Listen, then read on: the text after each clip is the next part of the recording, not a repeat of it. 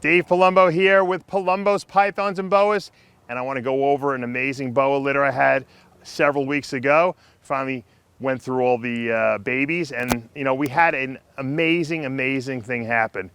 We produced 3 albino eclipses.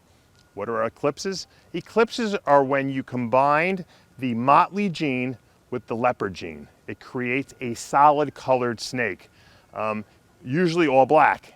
If you add albino into that, they become almost solid white snakes with a little striping, very minor. So as far as I know, in this country, I haven't seen any albino eclipses. The problem is that the 3 albino eclipses that I produced didn't live. So I'm going to be showing you guys pictures of them. They were exquisite, and I was very upset that they didn't make it. But the Eclipse project itself is pretty cool, and I want to show you some of the babies that we did produce. Let's come over here first. Remember, the Motley gene, this is a typical Motley looking snake. You see the round circles around the saddles there with the striped tail? That's very Motley. But if you also look, you see this reverse stripe on the side here.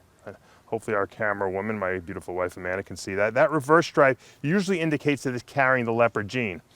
It almost looked at first like it was going to be an eclipse to me, but once you see these circles here, that means there's Motley, but it's not a visual leopard. You must have a visual leopard, which is a recessive trait, 2 copies of the leopard, plus the 1 copy of the Motley to get that solid eclipse snake.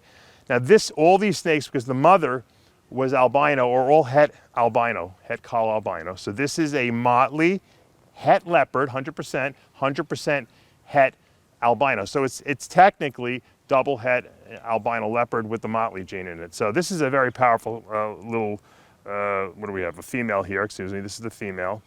And then what we produced, we have some runaway snakes here. Let's grab this. Then what we produced here is, this is a visual leopard.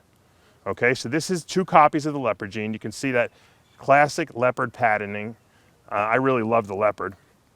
The solid eyes. Okay, you don't have the 2-toned eyes. That's also typical visual leopard. You can see, look at that nice red peeking through, because the leopard has red. We know that because when we add the Hypo gene, the hypomelanistic gene, we see more and more red come out. So this is a 100% het col albino visual leopard. Now there's no Motley in this, obviously, okay? If it had the Motley in it, we would have a solid black snake, which would be an eclipse, but we missed it on this one.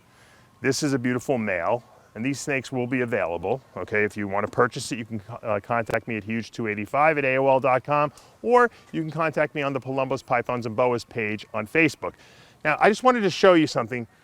This is another one of the litter mates. This is a Hypo. This has the Hypo gene in it, where the other ones didn't. You see that beautiful red and orange coloring coming through? This is a Hypo, what I believe to be het leopard.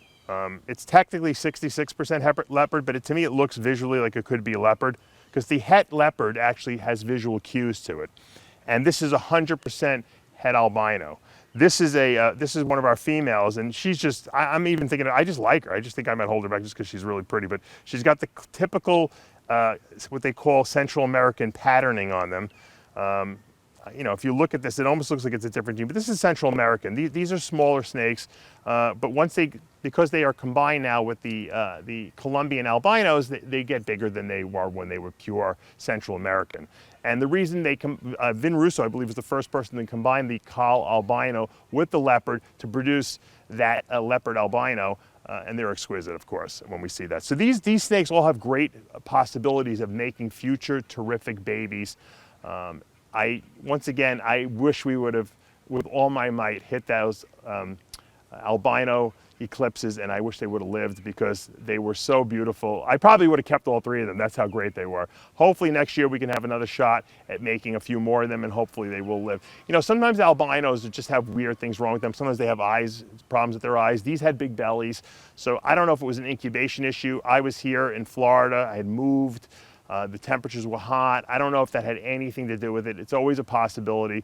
There's always next year, but at least I got the pictures to prove it, so you guys can check it out. Hopefully you're enjoying all the interesting coverage we're doing here at Muscle Serpents University, talking about boas and ball pythons and olive pythons and carpet pythons.